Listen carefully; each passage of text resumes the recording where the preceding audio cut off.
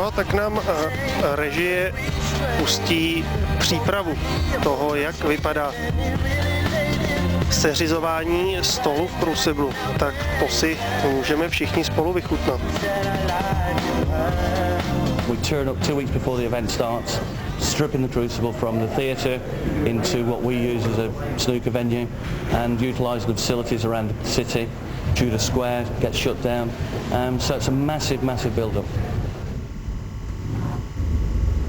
We're backstage at the Crucible Theatre in Sheffield in one of the, frankly, pretty dingy changing rooms. This is the changing room of Rocket Ronnie O'Sullivan, the most maverick player the world has known. Opportunity for the Rocket to have a lie down before he goes on the table. Another tactic that the Rocket adopts is to put a napkin on his head when his opponent is in play. Not very big in here, not particularly clever. A load of coat hangers, something to wave at an opponent as you're walking along to the stage. Opportunity before you go out there to have a glass of water or possibly something even stronger. It's only 15 yards, but for some players that short walk to the stage will seem like an eternity.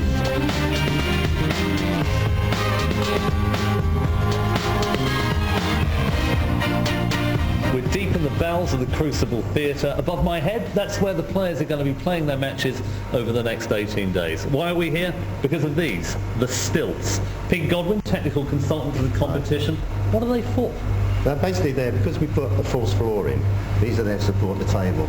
The table weighs over 1.2 tons, so there's one of these under each leg, and as you can see, there's 8 acro props to each table. So it's absolutely crucial to the stability and the level of the table, which affects everything. You know, you've got, as I said, you've got 1.2 ton of just slate. 1, 2, 3.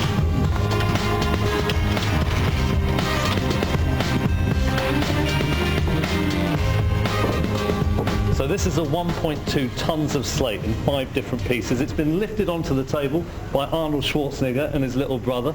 Let's see how I get on at lifting it up.